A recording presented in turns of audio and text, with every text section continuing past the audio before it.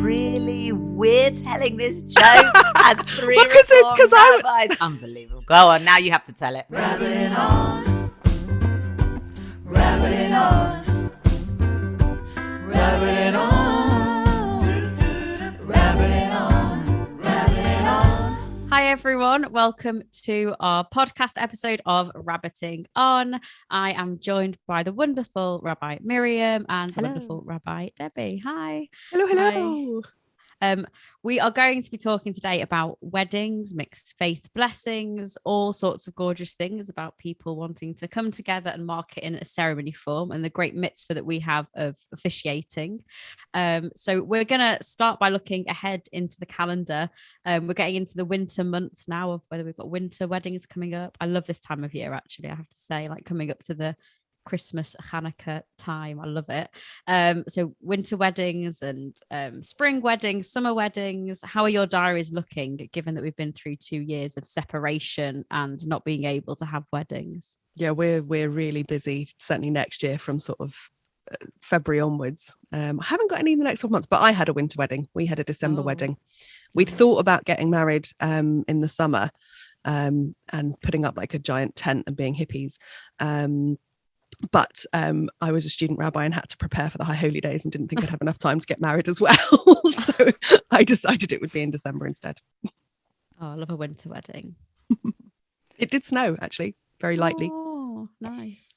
I'm loving the extra kind of joy that is in wedding ceremonies, just in that kind of we're all together and people are here, and the sort of the people who've made it from abroad and that kind of vibe, that actually so much of what we used to take for granted is coming out and creating such a kind of high intense emotion at these sort of now the very postponed or the we're doing it quickly because kind of weddings that have come post lockdown, which has been really, really lovely.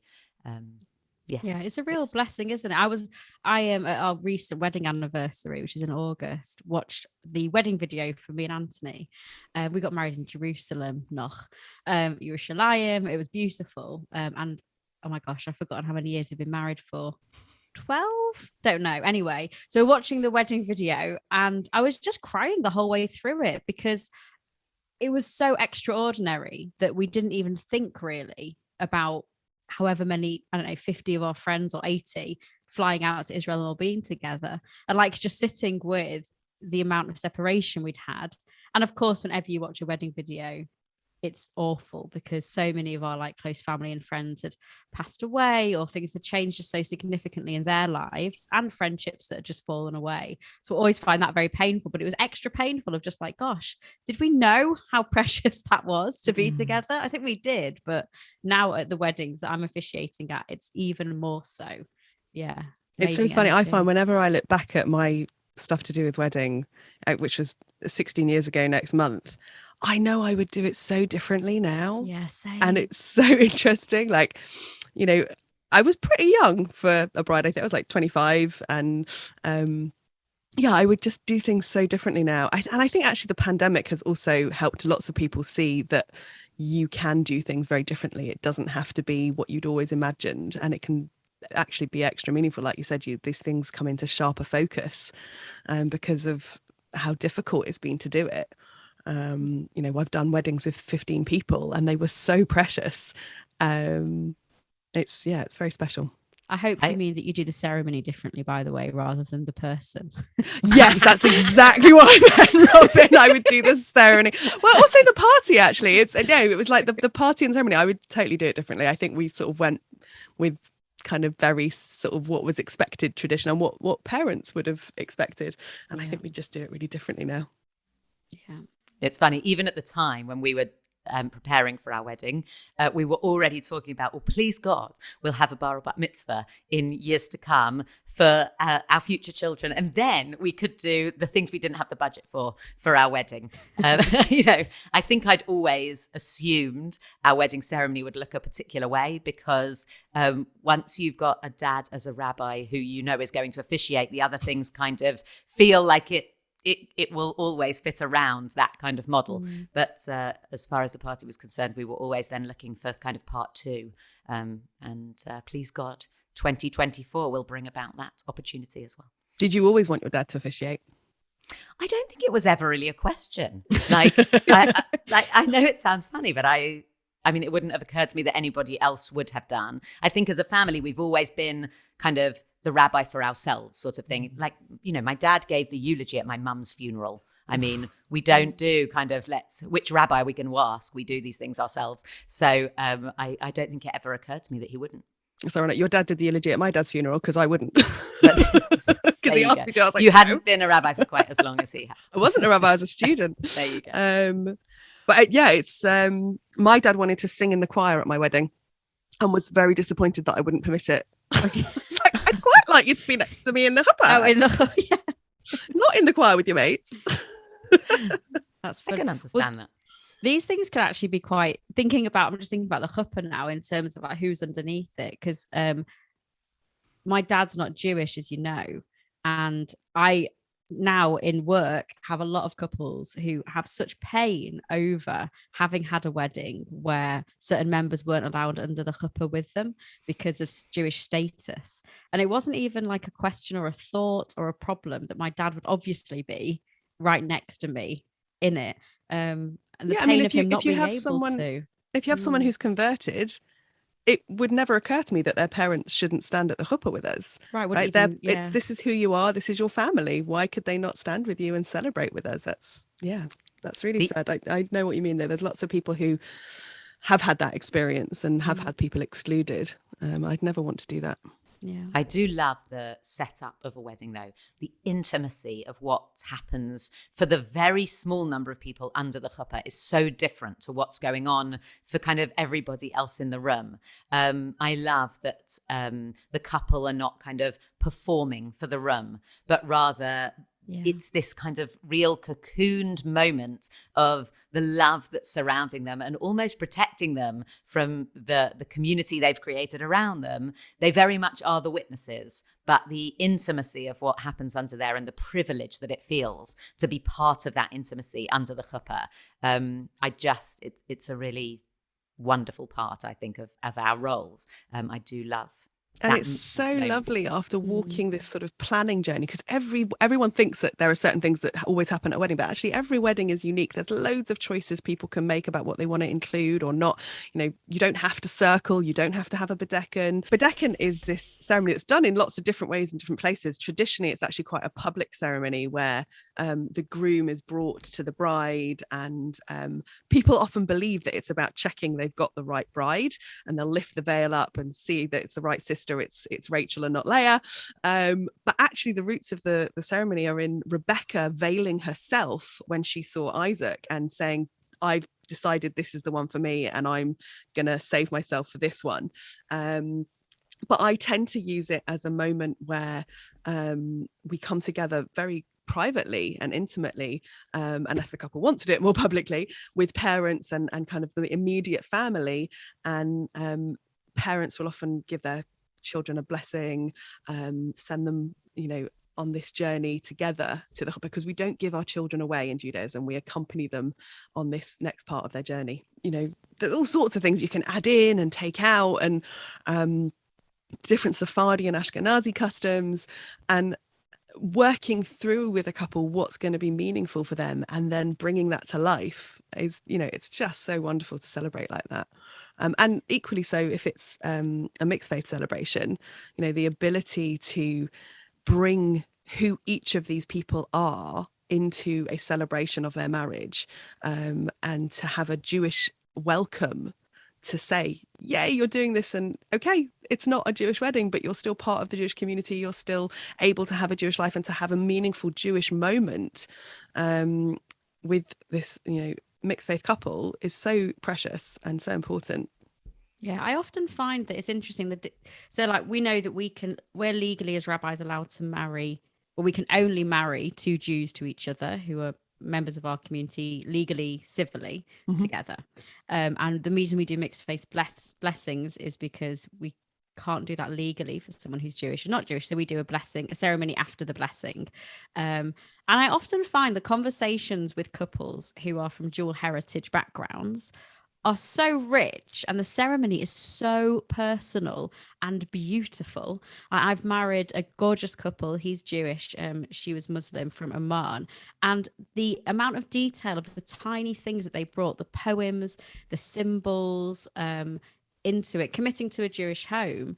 But we didn't have a chuppah. They had a circle of flowers and stones that people brought and made the circle around them.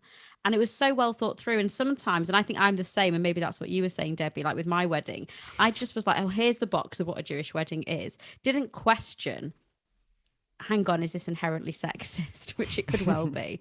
Or, you know, getting alternative Sheva Brachot, the 7 blessings of like friends and family. I didn't even think about any of that. So I often try with couples to say, you've got lots of options, but I think it's quite hard because people want maybe what a Jewish wedding looks like. And also sometimes the options can be really overwhelming, I think. And I'm like, get overexcited. But you could do this and then you could do this. And I had a couple that did this and they're just like, ah. And I definitely would want a circle of stones and flowers that the guests have brought. I'm totally putting that in my next wedding when we do that.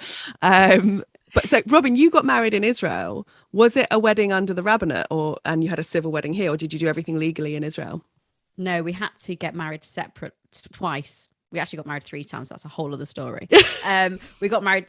So we had to have a civil wedding in Manchester at Jackson's Ray Synagogue. Before, you always have to do that before the Jewish wedding. And then we went out to Israel and got married there. So it wasn't legal at all. And that's obviously because the rabbinate, the Orthodox rabbinate, controls everything to do with life cycle events. So it's not legal in Israel, and it therefore wouldn't have been legal in Britain either. And it's got stricter, hasn't it? We had that case, was it like 4 years ago, an Israeli reform rabbi got arrested for conducting a wedding because it's illegal. So loads of Israelis, reform or otherwise, secular or whatever, will go outside of Israel, won't they, to get married. So yeah, we did it kind of before, you know, the threat of arrest of a reform rabbi for doing it. But and the real challenge of that is there's no civil marriage in Israel. You can only have a Muslim, a Christian, or an Orthodox Jewish wedding, which creates so many challenges for people. It's really, really something that we need to change. Yeah. But it's interesting here that there's no ability to be able to weave together any of that kind of civil and religious piece. So like if you have a civil wedding in the UK, that you're not allowed anything that might even refer to anything that could be construed as religious. I always tell our couples, like, it means you can't even walk down the aisle to Robbie Williams' Angels because that's construed as religious language. Wow, I didn't know that. So you know, the secular piece is really tightly boundaried around what does then religion look like, and that has to be kept completely separate. So when I do mixed faith blessings, I often talk to the couple about, well, what's the journey you want to take the kind of your guests on as well? Because those 2 pieces, the mixed faith blessing, the mixed heritage blessing, and the civil wedding have to be totally separate. So do you want kind of 2 peaks on the same day, or do you just want to go and do that civil piece kind of quietly the day before or before anyone arrives or whatever it is? Or is this a kind of little extra that's at the party that kind of is just a kind of something extra? But I do find that people are walking this tightrope when they're planning their weddings, especially when they're thinking kind of what's the Jewish involvement. I think there's the like Fiddler on the Roof piece sitting on their shoulder of like, I just want to circle and I just want the chuppah and I want it to be exactly as it's always been. And this piece of like, I want to be able to show as my wedding what our marriage is going to be like, because that's the important thing, right? Is this a reflection of what your marriage is going to look like in decades to come? And how are you going to use the symbolism to be able to show this is what we're creating? I'm sure this is anecdotal, but there's been a really interesting trend, certainly in the couples I've been working with, where a lot of the LGBT couples are going for the most traditional formats possible, having spent decades being locked out of these rituals. And actually, I know there are lots of people in the LGBT community who wouldn't want to buy into those heteronormative models, but there's also a generation now who are saying, this is accessible to us and we're going to do it as much as we can. We're going to go as traditional as possible. While sort of, more straight couples might be saying, okay, how creative can we be?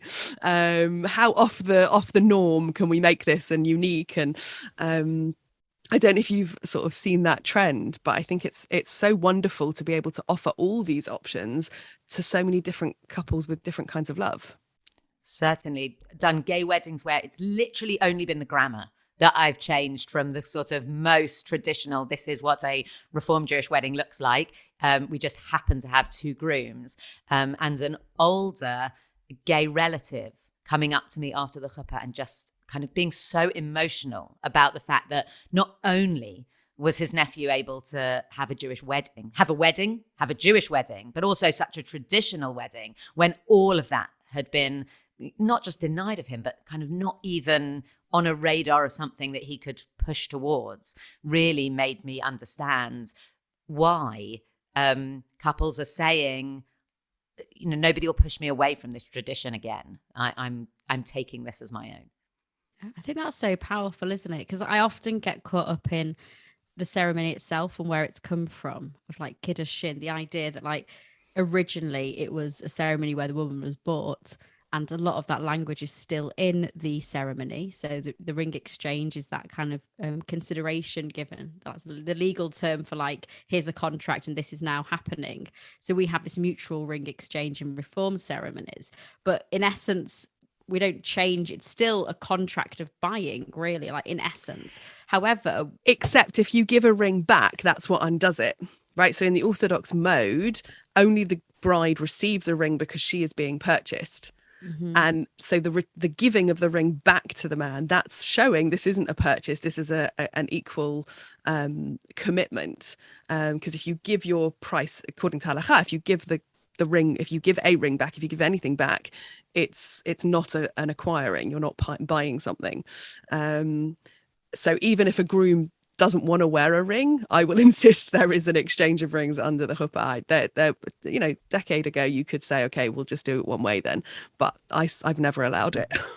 Yeah. And I think there is a kind of transactional element unless you explain the rituals in a particular way. So I like to make sure that I kind of remind the couple under the chuppah of this is what we're doing and this is why we're doing it. And this is the kind of the interpretation you've chosen of this. Because yes, you can, check under the veil that you've got the right bride. Yes, you can circle and check out your produce from kind of every angle. Yes, you can exchange a ring and kind of put a financial price on that transaction.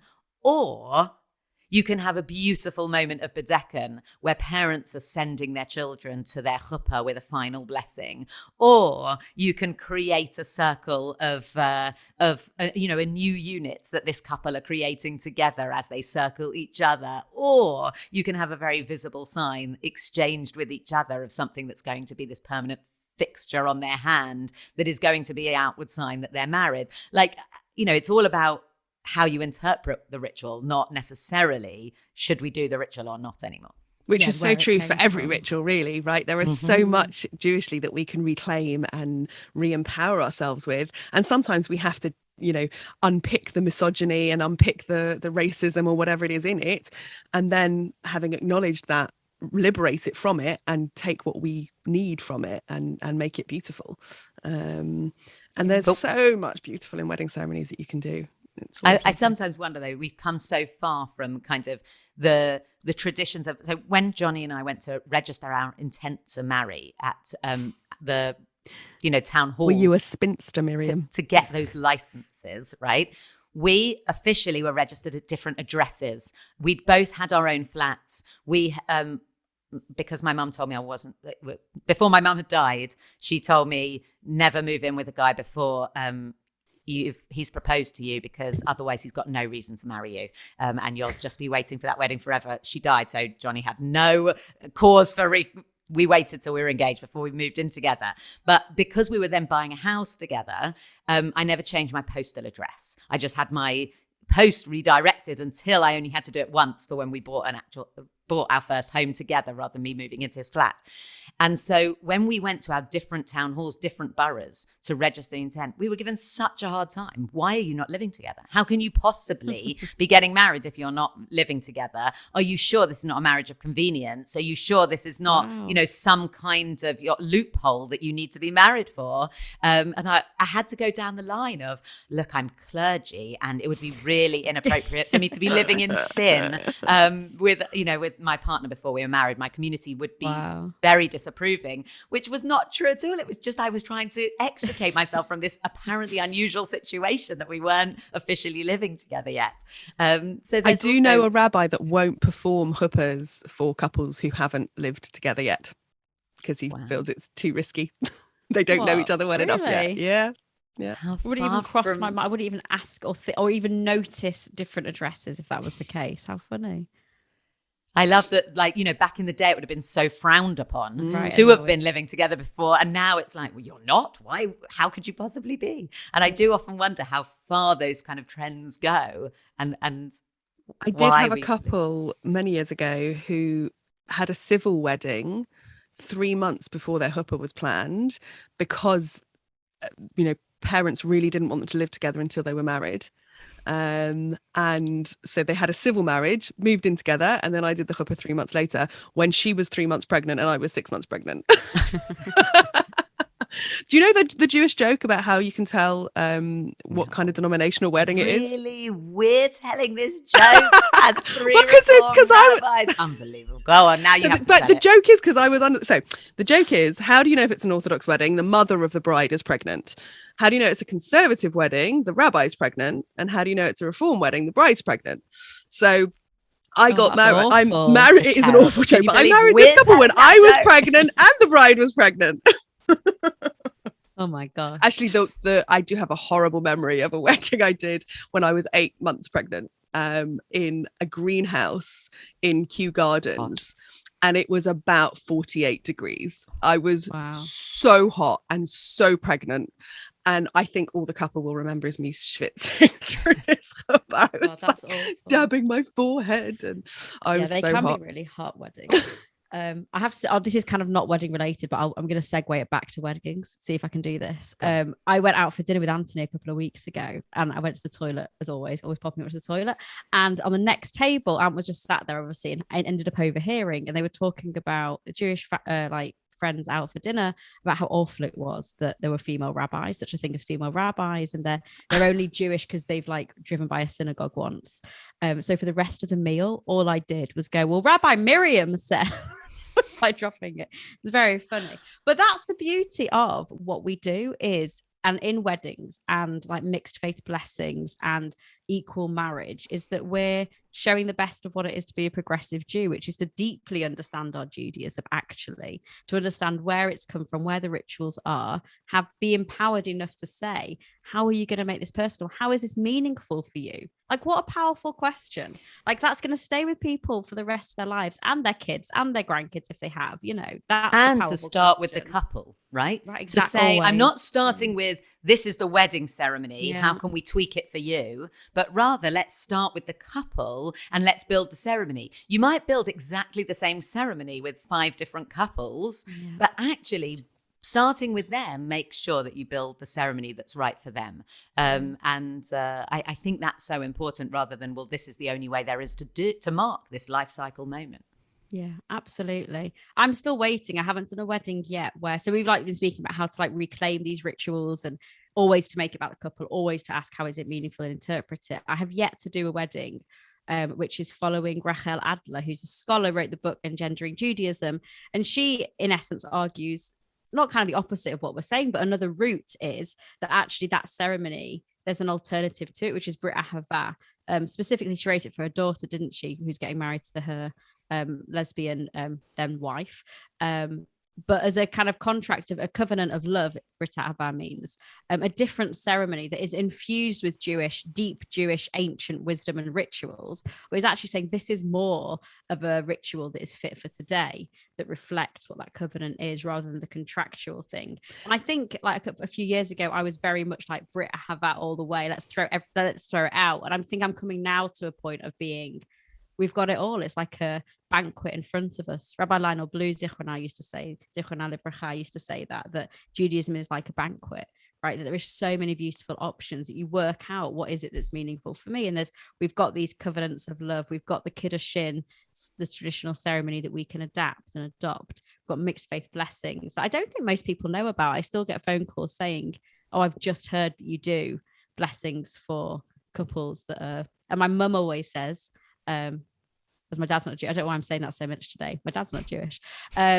She was, she really thinks if that was around today, it would have just been everything for her to have, and how Jewish her family is, that she's got a rabbi. Like, she just wasn't able to have that. She had to go to a town hall registrar, and that was only thing option, and it was a separation from her Judaism. And every time I do a mixed faith blessing, somebody will come up to me afterwards and say, if only that had existed when, like if only somebody had done that for me when I was getting married, this would be, our Jewish lives might look so different now. So I realize how important it is for future generations. I have to say, Rabbi Sandra Kviat and her husband, Adam Drizkol, did absolutely that Rachel Adler. Like, they really, never have I officiated at a wedding for a couple who have studied and worked so hard to create the wedding that was kind of right for them, and really used Adler's kind of blueprint as their roadmap.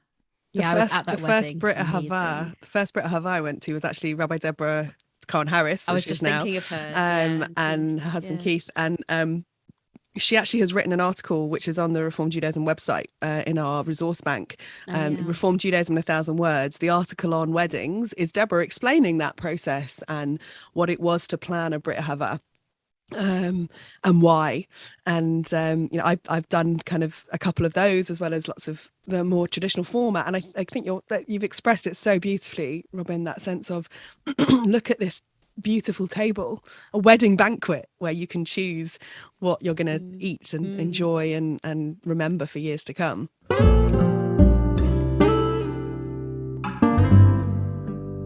I always find doing weddings, though, mixed faith blessings, the most nerve-wracking of everything that I do. Like, not a sense of like absolute terror where I can't move, but like there are years sometimes of planning that have gone into it, and even more so with the COVID stuff. Like, I've got a wedding that's suspended for 2 years. It's going to be a fantastic wedding.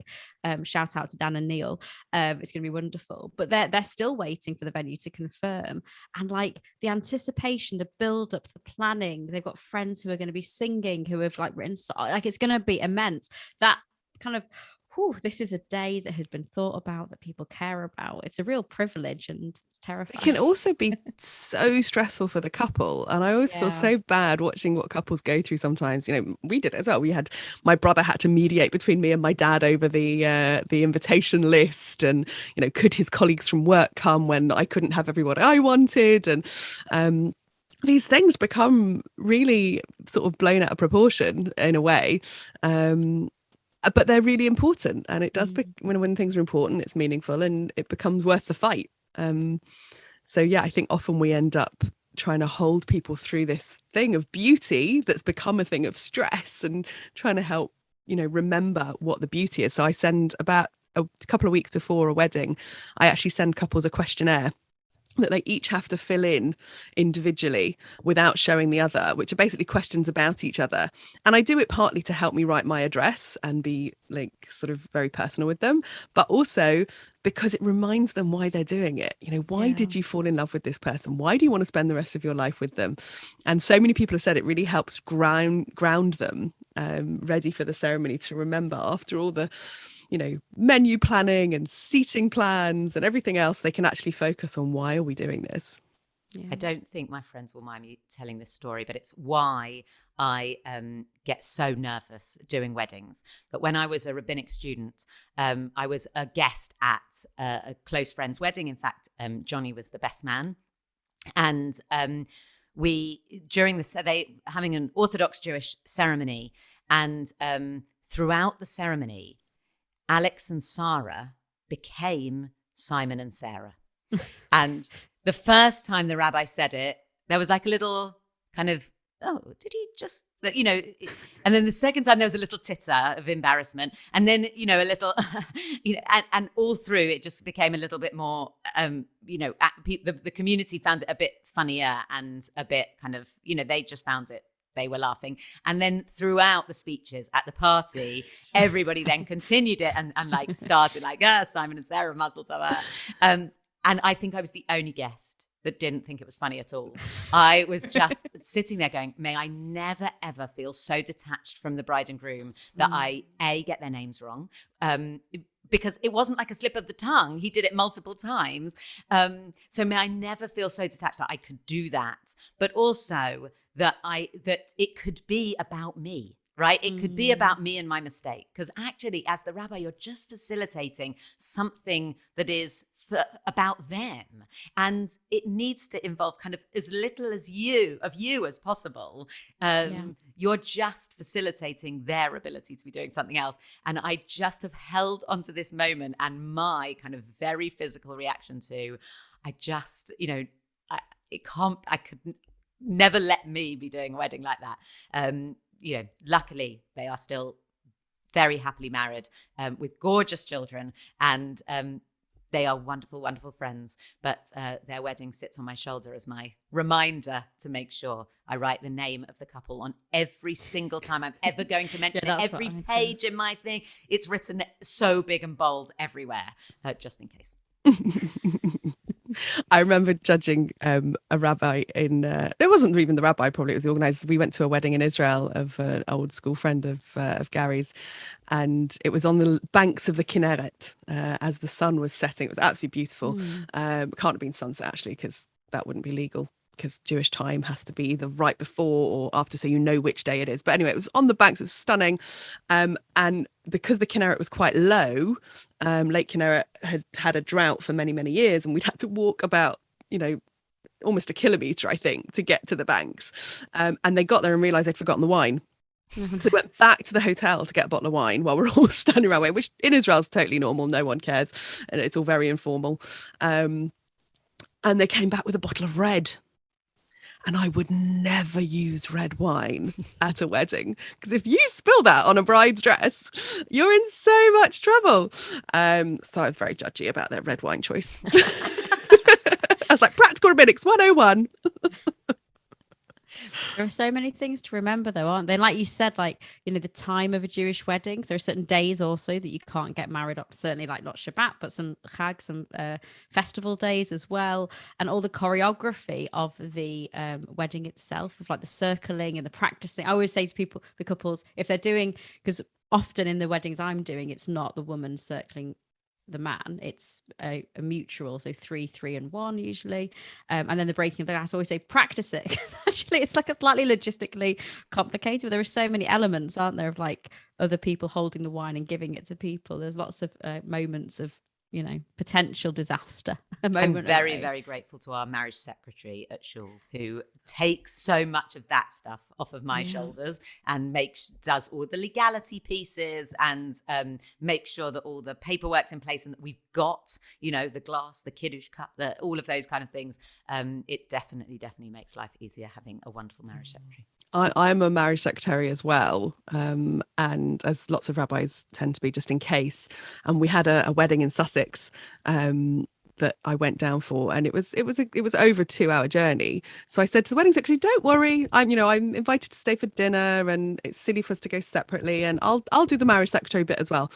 I will avoid that at all costs if possible. Again, it's such an extra level of stress of things you have to remember, and getting the wedding certificate signing right as well as the ketubah signing right, and remembering the right pens, and as you said, the glass and the cup, and grabbing everything yourself. No one's passing it to you. It was a lot.